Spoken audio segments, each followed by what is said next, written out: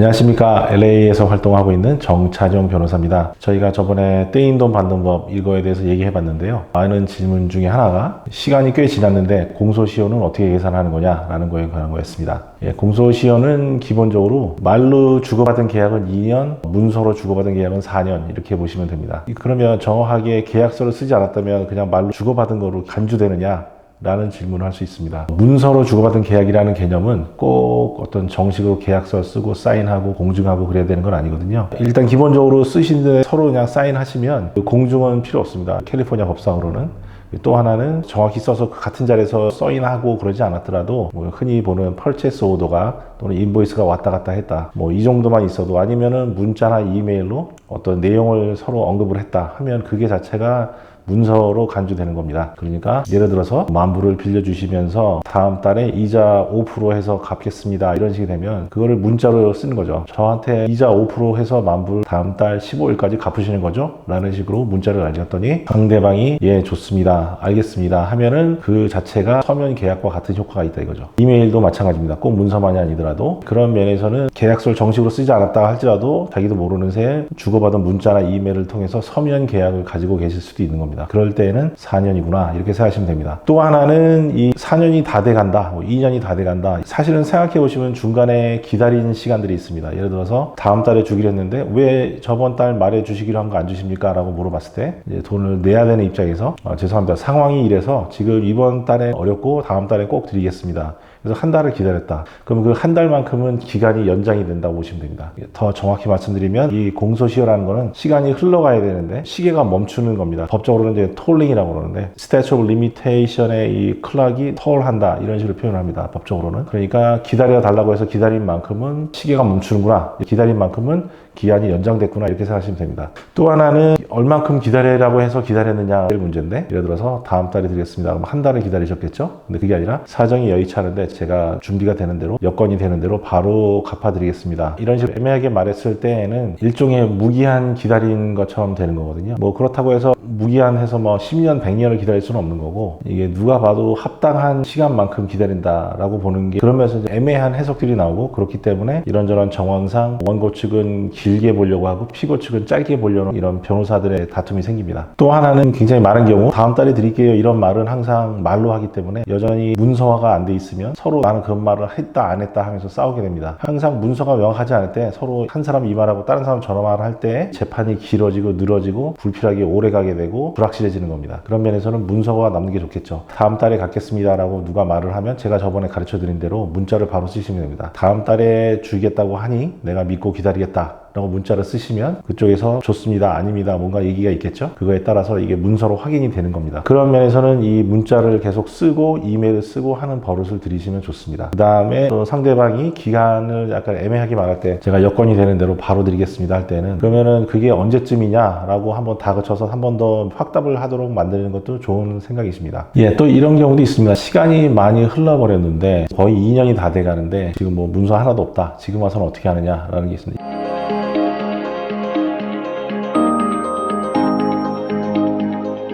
이것도 좀 아셔야 되는 컨셉이 acknowledgement of debt이라는 겁니다. 돈을 도대체 왜 안 갚으십니까? 라고 빨리 주세요 하면 어쩌서 이제 답이 오기를 죄송합니다. 제가 다음 달에 꼭 드리겠습니다 할 때는 이 사람이 과거에 빚이 있는 거, 그러니까 prior debt이 있다라는 걸 인정하는 게 되거든요. acknowledgement 하는 거죠. 하지만 이제 다음 달에 꼭 드리겠습니다 할 때는 과거 계약은 그렇다 치고 이번에 일종의 새로운 약속이 생기는 겁니다. 새로운 계약이. 계약이라는 건 항상 뭔가 주고받을 때 생기는 거거든요. 근데 내가 여기서 한 달을 기다려주는 대신에 그때 이 사람도 한 달 후에는 꼭 갚겠다라는 그런 약속을 주고받는 것이기 때문에 이것도 일종의 계약처럼 간주가 됩니다. 그런 면에서는 공소시효가 새로 발생한다라고 법리적으로 다퉈볼 여지가 생깁니다. 그러니까 이것도 굉장히 좋은 아이디어시죠. 그렇게 해서 실제로 10년 넘은 케이스도 이기는 경우도 있습니다. 1990년대에 발생한 상황에 대해서 이런 일이 있었습니다. 그때에도 그 공소시효가 시간이 흐르지 않는 그 톨링이라는 개념으로 예외 상황에 대한 주장을 해서 그렇게 해서 저희가 나중에 컬렉션을 한 경우도 있습니다. 계약서를 써서 계약을 이행하기로 한 날 일종의 약속을 파기한 날 계약을 위반했다. breach of contract라고 저희는 얘기하는데 계약을 breach한 날로부터 이제 시계가 움직이기 시작하는 겁니다. 또 말씀드린 대로 중간에 시계가 멈추기도 하고 어쨌든 시간이 계속 2년을 채우고 4년을 채우면 공소시효가 완료되는구나 이렇게 생각하시면 됩니다. 공소시효라는 개념은 생각처럼 명확하게 무슨 약속 시간 맞추듯이 몇 날 몇 시까지 이런 개념이 없습니다. 사실은 변호사들이 주장을 하면서 늘리기도 하고 줄일 수도 있는 개념입니다. 또 저번에도 말씀드린 대로 컬렉션 케이스는 두 가지의 질문이 따르잖아요. 하나는 이길 수 있느냐, 또 하나는 이기면 돈이 나올 때가 있느냐, 상대방이 돈이 아무것도 없다 이런 경우도 있습니다. 어쨌든 판결은 받아놓으시는 게 저는 좋다고 생각합니다. 상대방은 재산을 다 감추어서 뺏기지 않는데 집중하기 때문에 판결을 받을 경우에 이게 가능한 회사가 아니라 개인, 사람에 대해서 판결을 받으시는 게 좋습니다. 그렇기 때문에 계약서 차용증도 사람 이름, 그래서 제가 누가 누구에게가 중요하다고 했잖아요. 이 사람에게 받으셔야 되고 회사한테 꿔주시는 경우에는 퍼스널 개런티를 받으셔야 되죠. 그리고 퍼스널 개런티는 말로 하는 건 의미가 없습니다. 항상 라이팅으로 무조건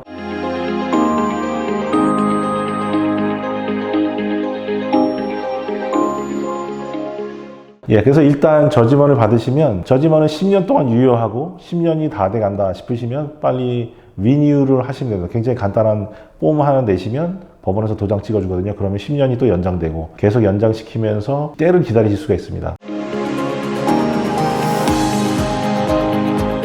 그럼 상대방도 몇 년 후에는 방심하고 자기 이름으로 빌딩도 사고 뭐도 하고 하기 시작하거든요. 그럼 그때 기습적으로 판결을 가지고 하시는 거니까 압류를 바로 하실 수 있습니다. 1년에 10%씩 법정이자가 계속 붙습니다. 예를 들어서 10만 불짜리 판결이다 그러면 1년에 1만 불씩 계속 붙습니다. 단순 이자로. 그러니까 한 5년 후에 나가면 15만 불이 되는 거죠. 압류하는 과정에서 들어간 비용까지 다 추가시킬 수 있는 겁니다. 이 판결이라는 게 어떻게 보면 그냥 종이 한 장처럼 보이거든요. 어떤 분이 한 거의 10년이 다 돼가는 그 종이 한 장 딸랑 가지고 오셔서 상담을 하셨는데 그 종이 한 장의 힘은 실제로 제대로 사용하면 엄청난 힘을 가져옵니다. 이 사람이 타주로 어디로 도망갔다 포기하고 계셨던 케이스였는데 저희가 사설 탐정을 써서 조사를 해봤더니 사설 탐정이 뒷조사를 하면 부동산이랑 직장만이 아니고 어느 은행에 어느 구좌에 얼마가 있다까지 다 찾아오거든요. 그러니까 저희가 딱 알아봤더니 거의 그때 그 당시에 한 6, 70만 불짜리 집에 수영장이 있는 나름 좋은 집을 가지고 LA 근처에서 살고 있었습니다. 그래서 저희가 바로 압류를 시작했죠. 그렇게 해서 다 컬렉션을 마친 그런 경우도 있습니다.